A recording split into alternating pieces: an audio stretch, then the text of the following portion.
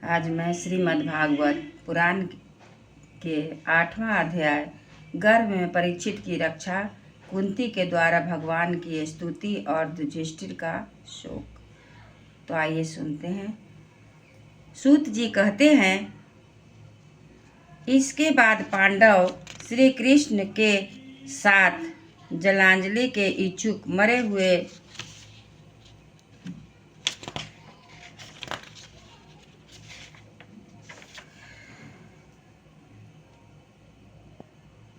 स्वजनों का तर्पण करने के लिए स्त्रियों को आगे करके गंगा तट पर गए। वहां उन सब ने मृत बंधुओं को जलदान दिया और उनके गुणों का स्मरण करके बहुत विलाप किया। तदनंतर भगवान के चरण कमलों की धूलि से पवित्र गंगा जल में पुनः स्नान किया। वहां अपने भाइयों के साथ कुरुपति महाराज युधिष्ठिर, धृतराष्ट्र पुत्र, शोक से व्याकुल गांधारी, कुंती और द्रौपदी सब बैठकर मरे हुए स्वजनों के शोक करने लगे। भगवान श्री कृष्ण ने धौम्य आदि मुनियों के साथ उनका सांत्वना दी और समझाया कि संसार के सभी प्राणी काल के अधीन हैं, मौत से किसी को कोई बचा नहीं सकता। इस प्रकार भगवान श्री कृष्ण अजात शत्रु महाराज युधिष्ठिर को उनका वह राज जो धूर्तों ने छल से छीन लिया था वापस दिलाया और द्रौपदी के केशों का स्पर्श करने की जिनकी आयु छीन हो गई थी उन दुष्ट राजाओं का वध कराया। साथ ही युधिष्ठिर के द्वारा उत्तम सामग्रियों द्वारा पुरोहितों के 3 अश्वमेध यज्ञ कराए। इस प्रकार युधिष्ठिर के पवित्र यश को 100 यज्ञ करने वाले इंद्र के यश की तरह सब ओर फैला दिया। इसके बाद भगवान श्री कृष्ण वहां से जाने का विचार किया। उन्होंने इसके लिए पांडवों से विदा ली और व्यास आदि ब्राह्मणों का सत्कार किया। इन लोगों ने भी भगवान का बड़ा ही सम्मान किया। इस तदनंतर सात्यकी और उद्धव के साथ द्वारिका जाने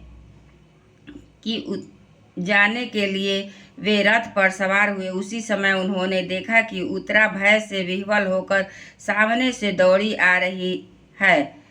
उत्तरा ने कहा, देवादिदेव जगदीश्वर, आप महाजोगी हैं, आप मेरी रक्षा कीजिए। आपके अतिरिक्त इस लोक में मुझे अभय देने वाला और कोई नहीं है, क्योंकि वहाँ सभी परस्पर एक दूसरे के मृत्यु के निमित्त बन रहे हैं। प्रभु, आप सर्वशक्तिमान है। यह दहकते हुए लोहे का बाण मेरी ओर दौड़ रहा है। स्वामीन, यह मुझे भले ही जला डाले परंतु मेरे गर्भ को नष्ट न करे, ऐसे कृपा कीजिए। सूत जी कहते हैं, भक्त वत्सल भगवान श्री कृष्ण उसकी बात सुनते ही जान गए कि अश्वत्थामा ने पांडवों के वंश को निर्जीव करने के लिए ब्रह्मास्त्र का प्रयोग किया है। शौनक जी, उसी समय पांडवों ने भी देखा कि जलते हुए 5 बाण हमारी ओर आ रहे हैं, इसलिए उन्होंने भी अपने अपने अस्त्र उठा लिए। सर्वशक्तिमान भगवान श्री कृष्ण ने अपने अनन्य प्रेमियों पर, शरणागत भक्तों पर बहुत बड़ी विपत्ति आई जान अपने निज अस्त्र सुदर्शन चक्र से उन निज जनों की रक्षा की। जोगेश्वर श्री कृष्ण समस्त प्राणियों के हृदय में विराजमान आत्मा है।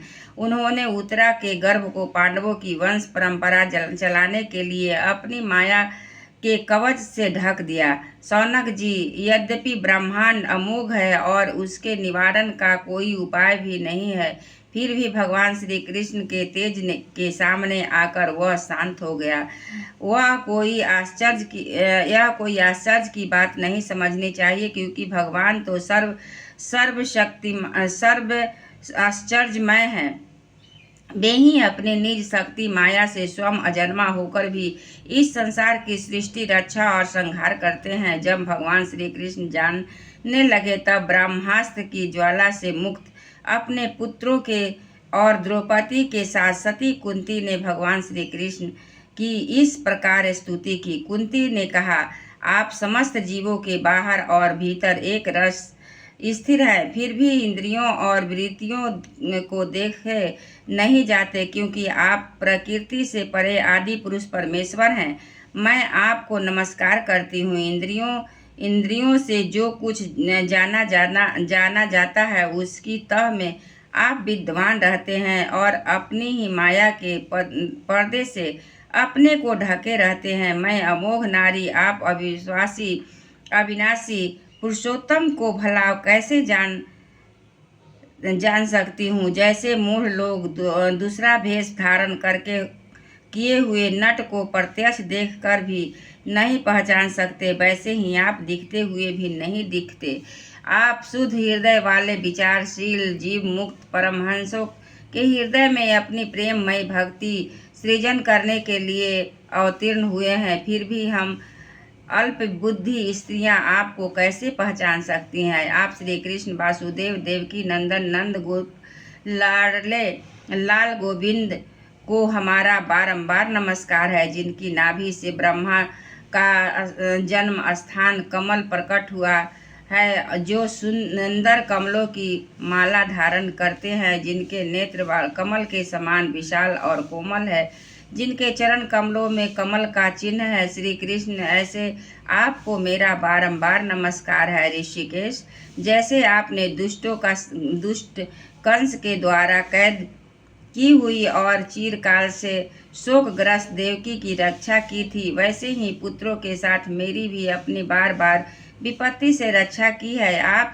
ही हमारे स्वामी हैं, आप सर्वशक्तिमान हैं। श्री कृष्ण, कहाँ तक गिनाऊं विश्व से लाक्षागृह की भयानक आग से, हिडिंब और आदि राक्षसों की दृष्टि से, दुष्टों की धूर्त सभा से, वनवास की विपत्तियों से और अनेक बार के युद्धों में अनेक महारथियों के अस्त्रों से, और अभी अभी इस अश्वत्थामा के ब्रह्मास्त्र से भी आपने ही हमारी रक्षा की है। जगत गुरु, हमारे जीवन में सर्वदा पद पद पर विपत्ति आती रहे, क्योंकि विपत्तियों में ही निश्चित रूप से आपके दर्शन हुआ करते हैं, और आपके दर्शन हो जाने पर फिर जन्म मृत्यु के चक्कर में नहीं आना पड़ता है। ऊंचे कुल में जन्म, ऐश्वर्य, विद्या और संपत्ति के कारण जिसका घमंड बढ़ गया है, वह मनुष्य तो आपका नाम भी नहीं ले सकता, क्योंकि आप तो उन लोगों को दर्शन देते हैं जो अकिंचन हैं। आप निर्धनों के परम धन हैं। माया का प्रपंच आपका स्पर्श नहीं कर सकता। आप अपने आप में ही विहार करने वाले परम शांत स्वरूप है। आप ही कैवल्य मोक्ष के अधिपति हैं। आपको मैं बारंबार नमस्कार करती हूँ। मैं आपको अनादि अनंत सर्वव्यापक सबके निमंता काल रूप परमेश्वर समझती हूँ। संसार के समस्त पदार्थ और प्राणियों आपस में टकराकर विषमता के कारण परस्पर विरुद्ध हो रहे हैं, परंतु आप सब में समान रूप विचार रहे हैं। भगवान, आप जब मनुष्यों की सी लीला करते हैं, तब आप क्या करना चाहते हैं, यह कोई नहीं जानता। आपका भी कभी कोई न प्रिय है न अप्रिय। आपके संबंध में लोगों की बुद्धि ही विषम हुआ करती है। आप विश्व के आत्मा हैं, विश्व रूप हैं। ना आप जन्म लेते हैं, ना कर्म ही करते हैं, फिर भी पशु पक्षी मनुष्य ऋषि महर्षि जलचर आदि के आप जन्म लेते हैं और उन योनियों के अनुरूप दिव्य कर्म भी करते हैं। यह आपकी लीला ही तो है। जब बचपन में आपने दूध की मटकी फोड़कर जसोदा मैया को खिंचा दिया था और उन्होंने आपको बांधने के लिए हाथ में रस्सी ली थी, तब आपकी आंखों में आंसू छलक आए थे, काजल कपोलों पर बह चला था, नेत्र चंचल हो रहे थे और भय की भावना से आपने अपने मुख को नीचे की ओर झुका लिया था।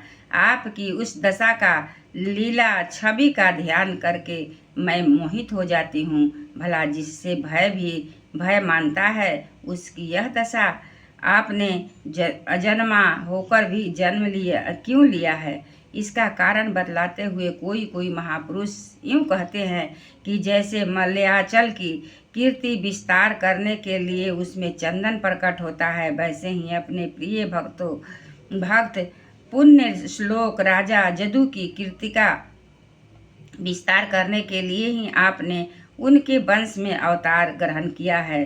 दूसरे